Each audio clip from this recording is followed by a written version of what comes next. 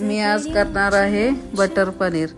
त्यासाठी लागणारे साहित्य आहे बटर, पनीर, टोमॅटोची पेस्ट, भिजवलेले काजू पेस्ट आणि चिरलेला कांदा, कसुरी मेथी, कोथिंबीर। पनीर थोडं परतून घेऊ, नंतर थोडं बटर टाकून कांदा छान परतून घेऊ। त्यात टोमॅटो, आलं, लसूण, काजू परतून झाल्यानंतर त्यात दुधात भिजवलेला मसाला, लाल तिखट, मीठ